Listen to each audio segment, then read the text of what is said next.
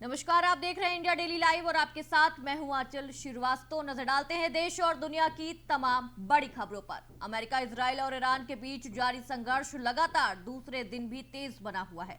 Middle east में बढ़ते तनाव के बीच प्रधानमंत्री मोदी ने अपने आवास पर उच्च स्तरीय सुरक्षा समिति की बैठक की है। बैठक में वेस्ट एशिया में रह रहे भारतीयों और वहां फंसे नागरिकों की सुरक्षा पर विस्तृत चर्चा की है। हालात और बिगड़ने की स्थिति में क्या कुछ कदम उठाए जाएंगे, इस पर भी रणनीति बनाई गई है, क्योंकि पूरे क्षेत्र का एयर स्पेस लगभग बंद हो चुका है।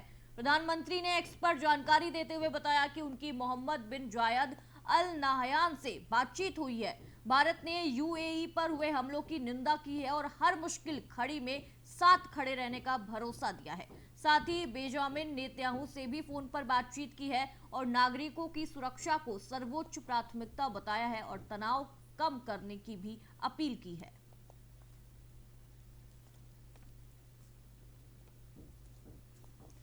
दिल्ली से अगली खबर का रुख कर लेते हैं। मिडिल ईस्ट में जारी तनाव के बीच प्रधानमंत्री नरेंद्र मोदी ने इजरायल के प्रधानमंत्री बेंजामिन नेतन्याहू से टेलीफोन पर बातचीत की है। इस बातचीत में क्षेत्रीय हालात पर विस्तार से चर्चा हुई है। प्रधानमंत्री मोदी ने हाल के घटनाक्रमों पर भारत की गहरी चिंता जताई है और स्पष्ट कहा है कि किसी भी स्थिति में नागरिकों की सुरक्षा सर्वोच्च प्राथमिकता होनी चाहिए। भारत ने एक बार फिर दोहराया है कि मौजूदा शत्रुता को जल्द से जल्द समाप्त किया जाना बेहद जरूरी है। प्रधानमंत्री ने तनाव कम करने में और संवाद और कूटनीतिक समाधान की आवश्यकता पर जोर दिया है। भारत का रुख साफ है, क्षेत्र में शांति, स्थिरता और सुरक्षा ही आगे का रास्ता है।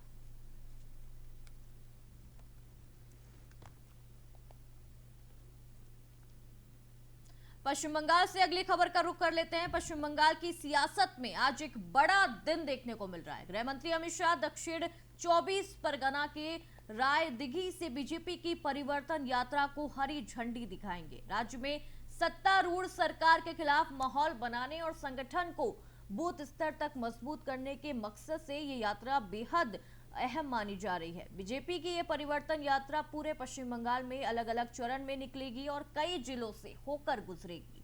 पार्टी इसे बदलाव और विकास के संदेश के तौर पर पेश कर रही है। अमित शाह की मौजूदगी को बीजेपी कार्यकर्ताओं के लिए बड़ा उत्साह माना जा रहा है और इस कार्यक्रम के जरिए राज्य की राजनीति में नया संदेश देने की कोशिश की जा रही है।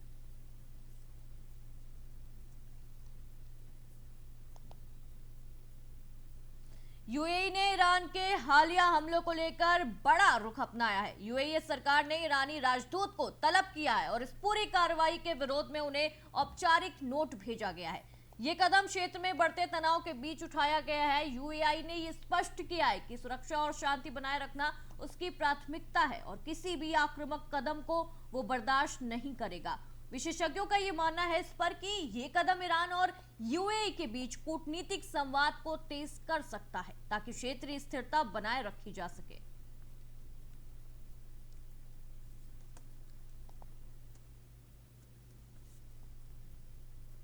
कनाडा के प्रधानमंत्री मार्क कार्नी ने दिल्ली पहुंच गए हैं और उनका प्रमुख एजेंडा प्रधानमंत्री मोदी से मुलाकात करना है।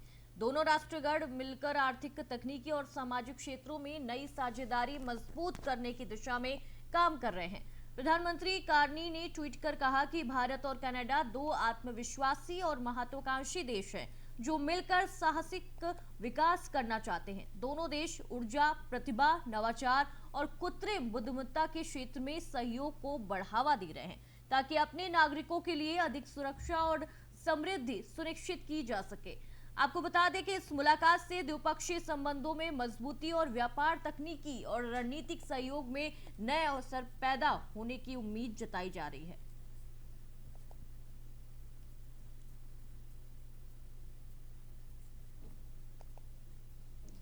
ईरान के सर्वोच्च नेता अली खामेनेई की मौत की खबर ने दुनिया भर में हलचल मचा दी है। जहां ईरान में मातम का माहौल देखा जा रहा है, वहीं भारत के कई हिस्सों में भी इस खबर के विरोध या प्रतिक्रिया स्वरूप प्रदर्शन किए जा रहे हैं। जम्मू कश्मीर और उत्तर प्रदेश के बाद अब राजधानी दिल्ली के जंतर मंतर पर भी लोगों का एक समूह जमा हुआ है और ये सियासी समुदाय से जुड़े प्रदर्शनकारी ने इराक बाहर की राजनीतिक परिस्थितियों को लेकर अपनी प्रतिक्रिया व्यक्त की है।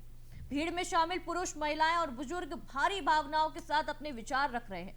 प्रदर्शन के दौरान कुछ समूहों ने काले कपड़े पहने तस्वीरें और झंडे लेकर विरोध जताया है। सुरक्षा बलों ने शांति व्यवस्था बनाए रखने के लिए सतर्कता बरती है और स्थिति को नियंत्रित किया है। 121 सिया समुदाय इसमें शामिल हुए हैं। आइए सुनवाते हैं।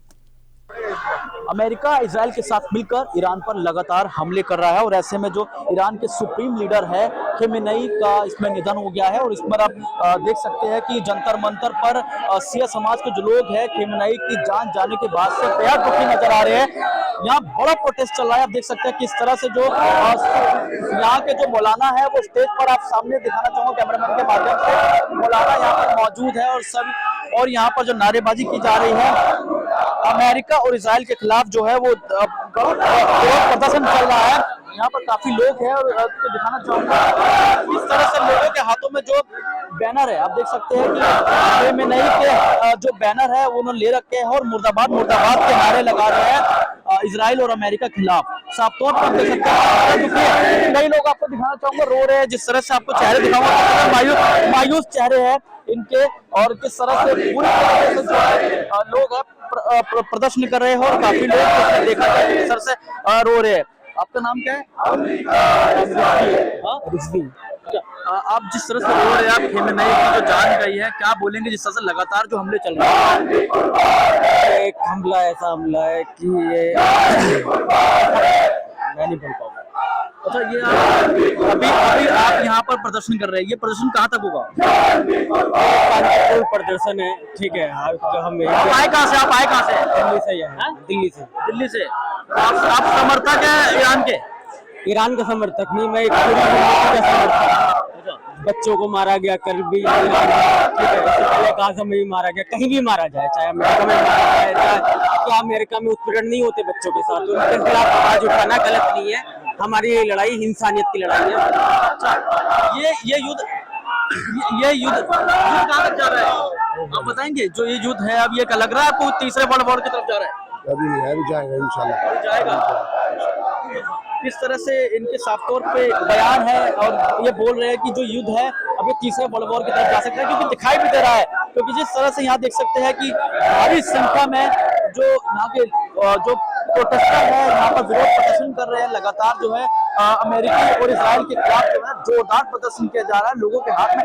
कई लोगों को मैंने दिखाया किस तरह से मायूस नजर आ रहे हैं, कई लोग बुरी तरह से रो भी रहे हैं कि जो इनके आइडियल थे, जो सुप्रीम लीडर थे खेमेनेई, उनकी जान चली गई है और यही मांग है कि जल्द से जल्द जो है अब अमेरिका और इजराइल को सबक सिखाएंगे और फिलिस्तीन को आजाद करेंगे। कई लोगों का ये भी कहना है। देखिए किस तरह से अभी बयानबाजी चल रही है कि हम तुम्हारे साथ हैं। महिलाएं भी है कुछ यहाँ पर, क्या कहेंगे जिस तरह से आप प्रदर्शन कर रहे हैं? मैं सिर्फ यही कहने आई हूँ और हम सब यही कहने इकट्ठा हुए हैं यहाँ पर कि आज खामनेई साहब की शहादत नहीं हुई, बल्कि खामनेई साहब की शक्ल में हक की शहादत हुई है, इंसानियत की शहादत हुई है, एक उस शख्स की शहादत हुई है कि जो बेहतरीन आइडियोलॉजी का मालिक था। अच्छा, ये बता रहे किस तरह से जैसे युद्ध हो रहा है तो आपको लगता है कि ये युद्ध आगे बढ़ेगा? अब आप क्या चाहते हैं? हम लोग यही चाहते हैं कि तमाम कंट्रियां जो है, जो हक के लिए शहादत जिसने पाई है खामनेई साहब के लिए खड़े हो और जिन्होंने जुल्म किया है उनके लिए, उनके खिलाफ कार्रवाई हो। आपका नाम क्या है? आपका नाम क्या है? अच्छा, आपका नाम क्या है? समरीन ज़हरा। अच्छा, क्या बोलेंगे जिस तरह से उनकी जान चली गई हमले में लेकर, तो क्या आपकी मांग क्या है? अब मैं क्या बोलूं, उनकी तो जान चली गई, शहीद की जान गई, उसी तरीके से जिन्होंने इनकी जान ली ना उनकी भी जान जाए, जब भी हमारा दिल खुश होगा और हमारे दिलों को सुकून मिलेगा। और यहाँ जितने भी लोग जब उनके दिल को जब भी सुकून मिलेगा जब ये ट्रम्प उसी को ऐसे मारे ऐसे ही वो होगा। करके उन्होंने बहुत बड़ी गलती की है, इस बार बहुत ज्यादा बड़ी गलती करी।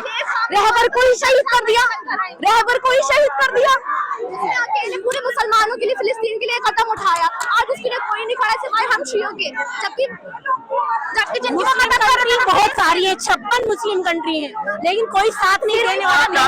सारी मुस्लिम कंट्री एक हो जाए, सब साथ होने चाहिए, तभी तो ये सही हो सकता है। और अगर एक साथ होती तो ये नौबत ही ना आती आज। क्या सरकार से, भारत सरकार से क्या आप मांग करते हैं? भारत सरकार से हम यही मांग करते हैं कि वो भी हम हक का साथ दें। जुल्म में किसके साथ हो रहा है ये ना देखे कि अमीर स्ट्रॉन्ग देश कौन सा, कम से कम ये तो देखे ना कि वो किसका अच्छे लोगों का साथ दे रहे थे ना, वो लोग मजलूमों का साथ दे रहे थे, वो देखे कि हक पर कौन है और बातिल पर कौन है, और वो ईरान के साथ खड़ा हो। चलो जिस तरह से देखिए कि ये इनके लिए बेहद दुख की घड़ी है कि किस तरह से जो महिलाएं भी है शिया समाज की वो लगातार जो है इस प्रदर्शन में शामिल है, और जो खामेनेई है उसके लिए जो उसके समर्थक के लिए ये बोला जा रहा है कि जो अमेरिका और इजराइल ने किया है वो बेहद गलत है और उनके खिलाफ सख्त जो कदम उठाया जाना चाहिए। कुछ महिलाओं का ये भी कहना है कि सभी कंट्री जो मुस्लिम कंट्रियां है वो एक साथ आए और जो अमेरिका और इजराइल है जो हमला कर रही है उनको सबक सिखाए। तो साफ तौर पर भारत सरकार से भी हमने पूछा कि भारत सरकार से इनकी क्या मांगे, तो उन्होंने बताया कि भारत सरकार ये चाहती है कि अब उनके लिए खड़े हो और सख्त से सख्त कदम उठाया जाए। ईरान और इजराइल के युद्ध में सुप्रीम लीडर खेमेनेई है, उनकी जान चली गई और इस पर यहाँ पर जो शिया समाज के जो लोग हैं वो लगातार जो है दुख व्यक्त कर रहे हैं। किस तरह से जो है इनकी जान चली गई हो, लगातार जो शिया के लोग आपके यहाँ पर प्रदर्शन करने आए। देखिए, सबसे पहली बात तो यहाँ दुनिया का कोई मुल्क ईरान के अलावा ऐसा नहीं है कि जिसके पास ऐसे हथियार हो जो सारी चीजें कर सकें। ये प्रोटेस्ट जो चलता रहेगा। अभी यहाँ प्रोटेस्ट चल रहा है, इसके आगे का क्या प्लान है आपका, कहाँ का? वो अभी अनाउंस किया जाएगा, इसके आगे का भी अनाउंस किया जाएगा। तो कहीं ना कहीं किस तरह से बताया गया है कि इनकी तरफ से तो आगे का भी अनाउंस किया जाएगा। और आप देख सकते हैं बड़ी संख्या में, आपको कैमरा से दिखाना चाहूंगा कि बड़ी संख्या में ये शिया समुदाय के जो लोग हैं वो दुख व्यक्त कर रहे हैं, लगातार जो है प्रोटेस्ट कर रहे हैं कि उनके जो सुप्रीम लीडर है खामेनेई जो है इस हमले में मारे गए हैं। विश्व युद्ध चल रहा है, विश्व युद्ध में उनकी जान चले गए। तमाम जो शिया समुदाय के जो लोग हैं यहाँ देख सकते हैं जंतर मंतर पर बहुत बड़ा प्रदर्शन चल रहा है। हाथों में देखिए किस तरह से खेमेनेई के जो बैनर है उसको लेकर कुछ लोग जो है मायूस भी नजर आ रहे हैं कि इस हमले में जो है खेमेनेई जो सुप्रीम लीडर है उनकी जान चली गई है। और इनका ये कहना है कि अब जो है ये जंग जारी रहेगी और किसी तरीके से जो फिलिस्तीन को भी आजाद करके रहेंगे और साथ ही साथ जो है अमेरिका और इजराइल को भी सबक सिखा के रहेंगे। कैमरा पर्सन पीयूष के साथ Krishna Sonkar, India daily live. अगली खबर का रुख करते हैं गुजरात से। गुजरात के वलसाड़ में नशीले पदार्थों के खिलाफ चलाए जा रहे अभियान के तहत बड़ी कार्रवाई की गई है। वलसाड़ एसओजी यानी कि स्पेशल ऑपरेशन ग्रुप की टीम ने डूंगराज थाना क्षेत्र के चड़ाग गांव में छापेमारी कर अवैध गांजे के साथ एक आरोपी को गिरफ्तार कर लिया है। गुप्त सूचना के आधार पर की गई इस कार्रवाई में पुलिस ने राज उर्फ चंगू सुनील भाई पवार नाम के युवक को हिरासत में लिया है। आरोपी के पास से 648 ग्राम गांजा बरामद किया गया है, जिसकी बाजार में कीमत लगभग 32,400 रुपए बताई जा रही है। पुलिस ने प्रतिबंधित मादक पदार्थ जब्त कर आरोपी के खिलाफ एनडीपीएस एक्ट के तहत मामला दर्ज कर लिया है।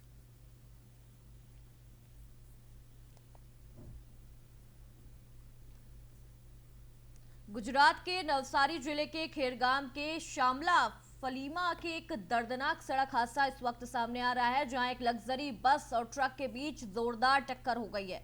बताया जा रहा है कि बस सूरत से धर्मपुर आश्रम जा रही थी, तभी यह हादसा हुआ। बस में 6 महिलाएं, 2 पुरुष और 3 बच्चे सवार थे। हादसे में कुल 11 लोग घायल हुए, जिन्हें तुरंत इलाज के लिए अस्पताल भेजा गया है। शुरुआती जानकारी की बात करें तो दुर्घटना लग्जरी बस चालक की लापरवाही से हुई। बताया जा रहा है कि ड्राइवर गाड़ी चलाते समय मोबाइल फोन का इस्तेमाल कर रहा था और फोन पर बात कर रहा था। घटना की सूचना मिलते ही खेरगाम पुलिस मौके पर पहुंची और मामले में क्राइम दर्ज करने की कार्रवाई शुरू कर दी है।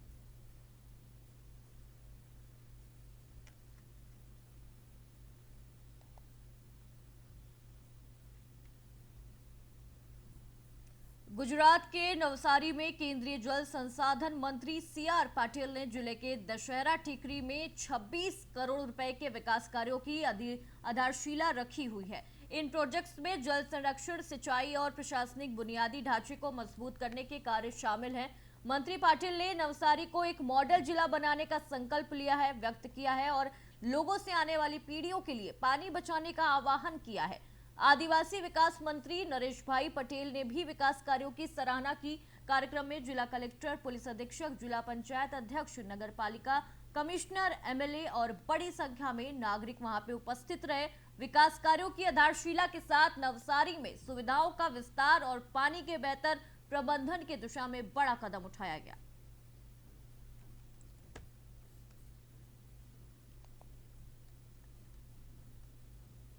महाराष्ट्र के बुलढाणा तालुका स्थित सैलानी बाबा दरगाह में 2 मार्च से 119वां उर्स उत्सव शुरू होने जा रहा है और इस दौरान लाखों नारियलों की होली जलाई जाएगी, जो इस उर्स का प्रमुख आकर्षक माना जाता है। इस साल सैलानी यात्रा में करीब 5 लाख श्रद्धालुओं के पहुंचने की उम्मीद जताई जा रही है। उर्स लगभग 1 महीने तक चलेगा। 8 मार्च को पिंपला गांव सराय से सदल निकाला जाएगा, जबकि 12 मार्च को फतेह खानी का कार्यक्रम आयोजित होगा। सैलानी बाबा दरगाह हिंदू मुस्लिम एकता की मिसाल मानी जाती है, जहां राज्य भर से श्रद्धालु बड़ी संख्या और में आते हैं और आस्था के साथ आते हैं।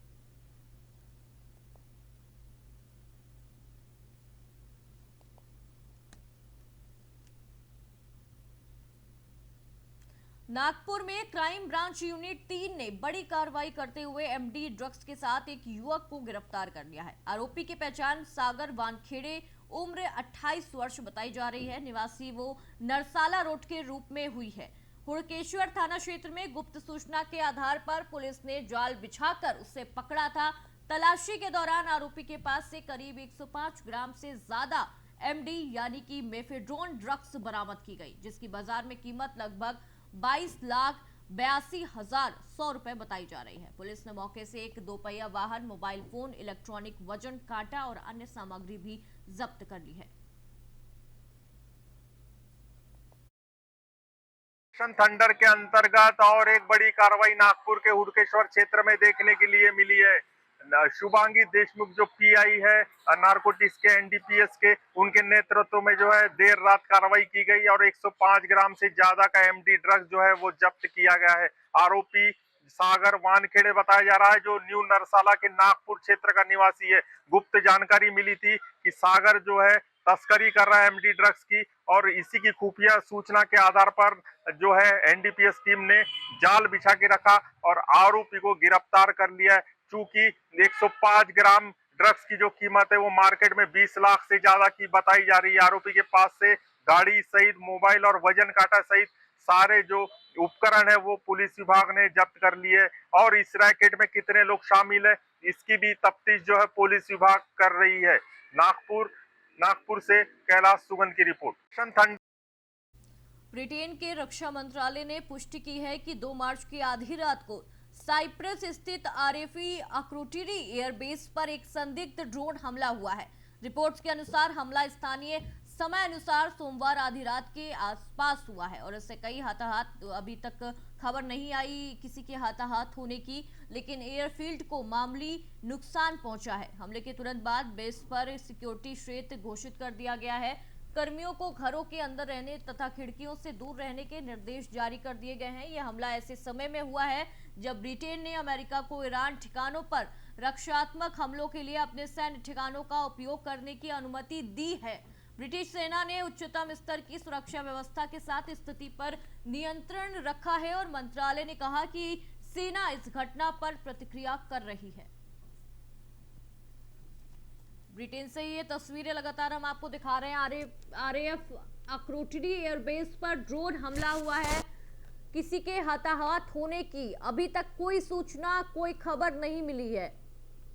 यह हमला ऐसे समय में हुआ है जब ब्रिटेन ने अमेरिका को ईरानी ठिकानों पर रक्षात्मक हमलों के लिए अपने सैन्य ठिकानों का उपयोग करने की पूरी अनुमति दे दी थी। एयरफील्ड को हाई अलर्ट पहुंचा है। ब्रिटेन ने हाई अलर्ट पर जो सुरक्षा है वो बढ़ा दी है।